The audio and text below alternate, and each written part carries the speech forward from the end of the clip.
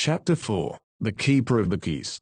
Boom. They knocked again. Dudley jerked awake. "Where's the cannon?" he said stupidly. There was a crash behind them and Uncle Vernon came skidding into the room. He was holding a rifle in his hands. Now they knew what had been in the long thin package he had brought with him. "Who's there?" he shouted. "I warn you, I'm armed." There was a pause. Then, smash! The door was hit with such force that it swung clean off its hinges and with a deafening crash landed flat on the floor.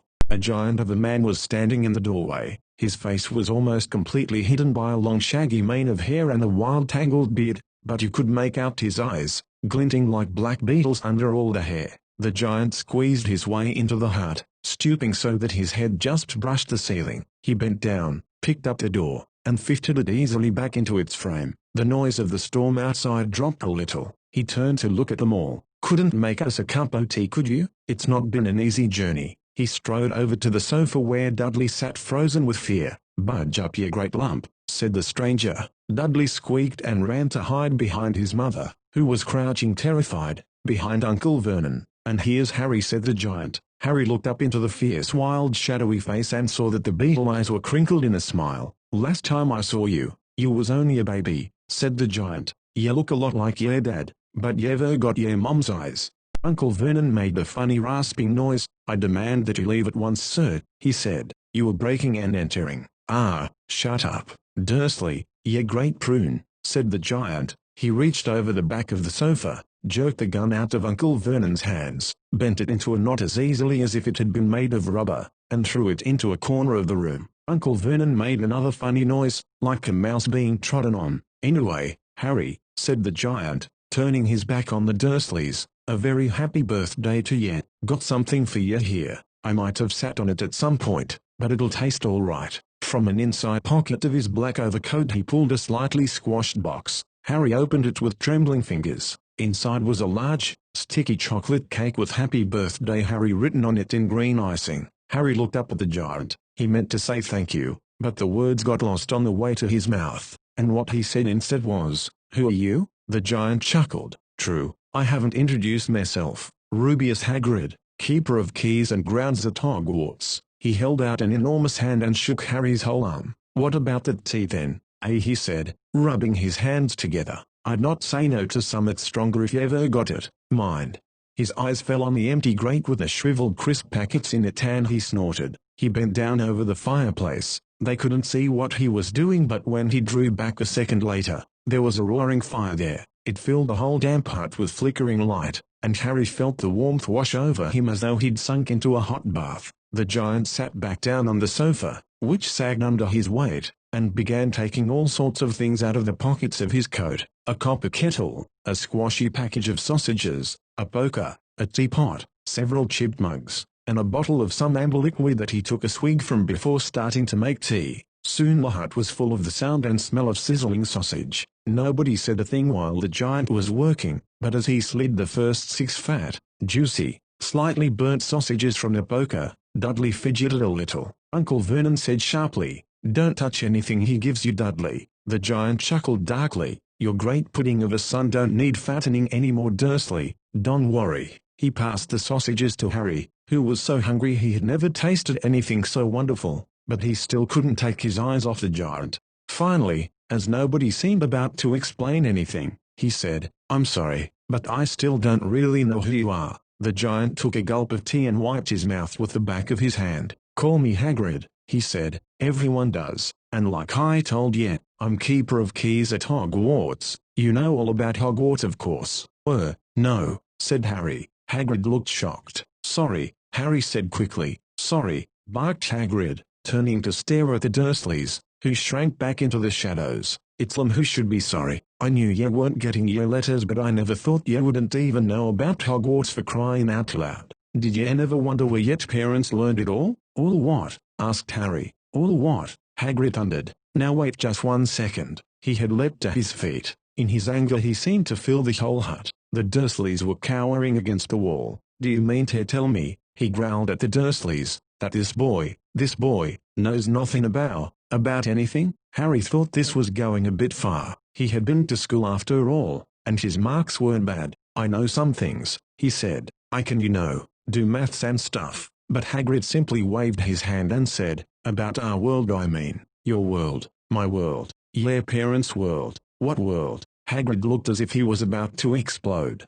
"Dursley," he boomed. Uncle Vernon, who had gone very pale, whispered something that sounded like mimble-yimble. Hagrid stared wildly at Harry. "But you must know about your mom and dad," he said. "I mean, they are famous." "You're famous." "What? My mom and dad weren't famous, were they?" "You don't know. You don't know." Hagrid ran his fingers through his hair, fixing Harry with a bewildered stare. "You don't know what yet," he said finally. Uncle Vernon suddenly found his voice. "Stop," he commanded. "Stop right there. I forbid you to tell the boy anything." A braver man than Vernon Dursley would have quailed under the furious look Hagrid now gave him. When Hagrid spoke, his every syllable trembled with rage. "You never told him? Never told him what was in the letter Dumbledore left for him?" "I was there. I saw Dumbledore leave it, Dursley." "And you've kept it from him all these years?" "Kept what from me?" said Harry eagerly.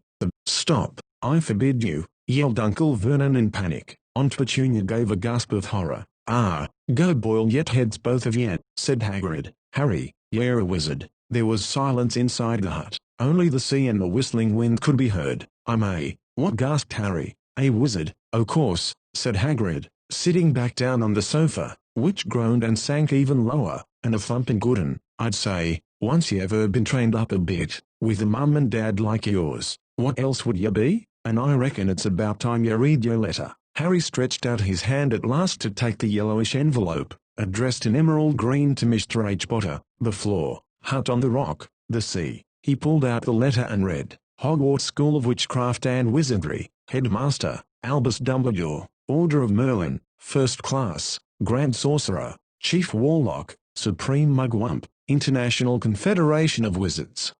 Dear Mr. Potter, we're pleased to inform you that you have been accepted at Hogwarts School of Witchcraft and Wizardry. Please find enclosed a list of all necessary books and equipment. Term begins on September the 1st. We await your owl by no later than July 31st. Yours sincerely, Minerva McGonagall, Deputy Headmistress." Questions exploded inside Harry's head like fireworks and he couldn't decide which to ask first. After a few minutes he stammered, "What does it mean? They await my owl? Galloping gargoyles, that reminds me," said Hagrid, clapping a hand to his forehead with enough force to knock over a cart horse, and from yet another pocket inside his overcoat he pulled an owl, a real, life, rather ruffled-looking owl, a long quill, and a roll of parchment. With his tongue between his teeth he scribbled a note that Harry could read upside down. "Dear Professor Dumbledore," given Harry his letter, "taking him to buy his things tomorrow. Weather's horrible. Hope you're well, Hagrid." Hagrid rolled up the note, gave it to the owl, which clamped it in its beak, went to the door, and threw the owl out into the storm. Then he came back and sat down as though this was as normal as talking on the telephone. Harry realized his mouth was open and closed as quickly. "Where was I?" said Hagrid, but at that moment, Uncle Vernon, still ashen-faced but looking very angry, moved into the firelight. "He's not going," he said. Hagrid grunted. "I'd like to see a great muggle like you stop him," he said. "A what?" said Harry, interested. "A muggle," said Hagrid. "It's what we call non-magic folk like them, and it's your bad luck you grew up in a family of the biggest muggles I ever laid eyes on. We swore when we took him and we'd put a stop to that rubbish," said Uncle Vernon. "Swore we'd stamp it out of him." "Wizard indeed." "You knew," said Harry. "You knew I'm a wizard?" "Knew?" shrieked Aunt Petunia suddenly. "Knew? Of course we knew. How could you not be? My dratted sister being what she was. Oh, she got a letter just like that and disappeared off to that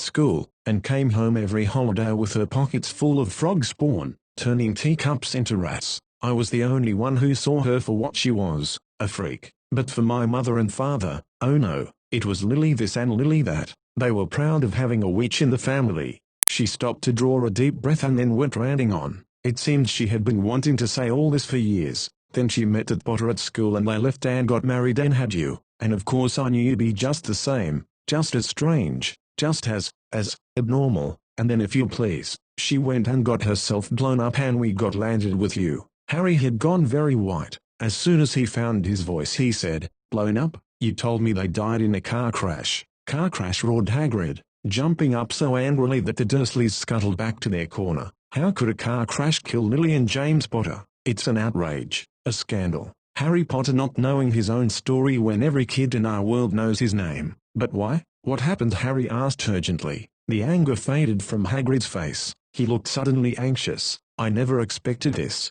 he said, in a low worried voice. I had no idea. When Dumbledore told me there might be trouble getting hold of ye, how much ye didn't know. Harry, I don't know if I'm the right person to tell ye, but someone's gotta. Ye can't go off to Hogwarts not knowing. He threw a dirty look at the Dursleys. Well, it's best ye know as much as I can tell ye. Mind, I can't tell ye everything. It's a great mystery parts of it. He sat down, stared into the fire for a few seconds, and then said, it begins, I suppose, with a person called, but it's incredible ye don't know his name. Everyone in our world knows. Who? Well, I don't like saying the name if I can help it. No one does. Why not? Galloping gargoyles, Harry. People are still scared. Blimey, this is difficult. See, there was this wizard who went bad, as bad as you could go. Worse than worse. His name was. Hagrid gulped, but no words came out. Could you write it down? Harry suggested. No, I can't spell it. All right, Voldemort. Hagrid shuddered. Don't make me say it again. Anyway, this wizard, about 20 years ago now, started looking for followers. Got them too. Some were afraid. Some just wanted a bit of his power, 'cause he was jetting himself power all right.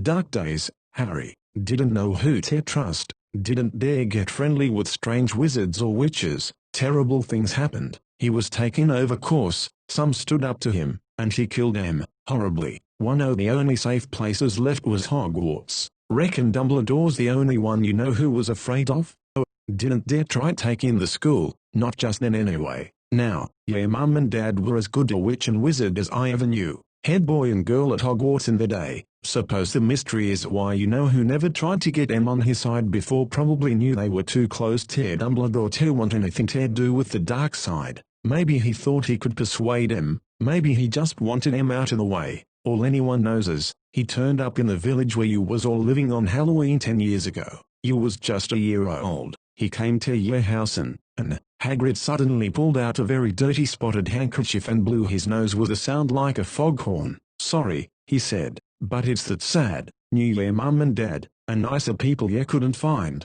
Anyway, you know who killed them. And this is the real mystery of the thing. He tried to kill you too. Wanted to make a clean job of it, I suppose. Or maybe he just liked killing by then, but he couldn't do it. Never wondered how you got that mark on your forehead? That was no ordinary cut. That's what you get when a powerful evil curse touches you. Took care of your mum and dad and your house even, but it didn't work on you, and that's why you're famous, Harry. No one ever lived after he decided to kill him. No one except you, and he'd killed some of the best witches and wizards of the age. The McKinnons, the Bones, the Prewetts, and you was only a baby, and you lived. Something very painful was going on in Harry's mind. As Hagrid's story came to a close, he saw again the blinding flash of green light, more clearly than he had ever remembered it before, and he remembered something else for the first time in his life. A high, cold, cruel laugh. Hagrid was watching him sadly. Took ye from the ruined house myself on Dumbledore's orders. Brought ye to this lot. Load of old tosh, said Uncle Vernon. Harry jumped. He had almost forgotten that the Dursleys were there. Uncle Vernon certainly seemed to have got back his courage. He was glaring at Hagrid and his fists were clenched. Now you listen here, boy, he snarled. I accept there's something strange about you. Probably nothing a good beating wouldn't have cured. And as for all this about your parents, well, they were widows. No denying it, and the world's better off without them in my opinion. Asked for all they got, getting mixed up with these wizarding types. Just what I expected. Always knew they'd come to a sticky end. But at that moment, Hagrid leapt from the sofa and drew a battered pink umbrella from inside his coat. Pointing this at Uncle Vernon like a sword, he said, I'm warning you, Dursley, I'm warning you. One more word. In danger of being speared on the end of an umbrella by a bearded giant. Uncle Vernon's courage failed again. He flattened himself against the wall and fell silent. That's better, said Hagrid, breathing heavily and sitting back down on the sofa, which this time sagged right down to the floor. Harry meanwhile, still had questions to ask, hundreds of them. But what happened to Vol? Sorry, I mean, you know who? Good question, Harry. Disappeared. Vanished. Same night he tried to kill you. Makes you even more famous. That's the biggest mystery. See, he was getting more and more powerful. Why did he go? Some say he died. Codswallop. In my opinion, Dunno if he had enough human left in him to die. Some say he's still out there, biding his time like, but I don't believe it. People who was on his side came back their ass. Some of them came out of kinda trances. Don reckon they could have done if he was coming back. Most of us reckon he's still out there somewhere but lost his powers. Too weak to carry on cause something about you finished him. Harry, there was something going on that night he hadn't counted on. I don't know what it was. No one does, but something about you stumped him all right. Hagrid looked at Harry with warmth and respect blazing in his eyes, but Harry, instead of feeling pleased and proud, felt quite sure there had been a horrible mistake. A wizard? Him? How could he possibly be? He'd spent his life being clouted by Dudley, and bullied by Aunt Petunia and Uncle Vernon. If he was really a wizard, why hadn't they been turned into warty toads every time they'd tried to lock him in his cupboard? If he'd once defeated the greatest wizard in the world, how come Dudley had always been able to kick him around like a football? Hagrid, he said quietly, I think you must have made a mistake. I don't think I can be a wizard. To his surprise, Hagrid chuckled. Not a wizard, eh? Never made things happen when you were scared or angry? Harry looked into the fire. Now he came to think about it. Every odd thing that had ever made his aunt and uncle furious with him had happened when he had been upset or angry. Chased by Dudley's gang, he had somehow found himself out of their reach, dreading going to school with that ridiculous haircut. He'd managed to make it grow back, and the very last time Dudley had hit him, hadn't he got his revenge without even realizing he was doing it? Hadn't he set a boa constrictor on him? Harry looked back at Hagrid smiling, and saw that Hagrid was positively beaming at him. See, said Hagrid, Harry Potter, not a wizard. You wait, you'll be right famous at Hogwarts. But Uncle Vernon wasn't going to give in without a fight. Haven't I told you he's not going, he hissed. He's going to Stonewall High and he'll be grateful for it. I've read those letters and he needs all sorts of rubbish, spell books and wands, and if he wants to go, a great muggle like you won't stop him, growled Hagrid. Stop Lily and James Potter's son going to Hogwarts? Yeah, mad. His name's been down ever since he was born. He's off to the finest school of witchcraft and wizardry in the world. 7 years there and he won't know himself. He'll be with youngsters of his own sort, fair a change, and he'll be under the greatest headmaster Hogwarts ever had, Albus Dumbledore. I am not paying for some crackpot old fool to teach him magic tricks, yelled Uncle Vernon. But he had finally gone too far. Hagrid seized his umbrella and whirled it over his head. Never, he thundered, insult, Albus Dumbledore, in front of me. He brought the umbrella swishing down through the air to point at Dudley. There was a flash of violet light, a sound like a firecracker, a sharp squeal, and the next second, Dudley was dancing on the spot with his hands clasped over his fat bottom, howling in pain. When he turned his back on them, Harry saw a curly pig's tail poking through a hole in his trousers. Uncle Vernon roared, pulling Aunt Petunia and Dudley into the other room. He cast one last terrified look at Hagrid and slammed the door behind them. Hagrid looked down at his umbrella and stroked his beard. Shouldn't have lost me temper, he said ruefully, but it didn't work anyway. Meant to turn him into a pig, but I suppose he was so much like a pig anyway there wasn't much left to do. He cast a sideways look at Harry under his bushy eyebrows. Be grateful if you didn't mention that there anyone at Hogwarts, he said. I'm, not supposed to do magic. Strictly speaking, I was allowed to do a bit to follow you and get your letters to you and stuff. One of the reasons I was so keen to take on the job. Why aren't you supposed to do magic, asked Harry. Oh, well, I was at Hogwarts myself but I, got expelled to tell you the truth. In me third year, they snapped me wand in half and everything, but Dumbledore let me stay on as gamekeeper. Great man Dumbledore, why were you expelled? It's getting late and we've got lots to do tomorrow, said Hagrid loudly. Gotta get up to town, get all your books and that. He took off his thick black coat and threw it to Harry. You can keep under that, he said. Don't mind if it wriggles a bit. I think I still got a couple of dormice in one of the pockets.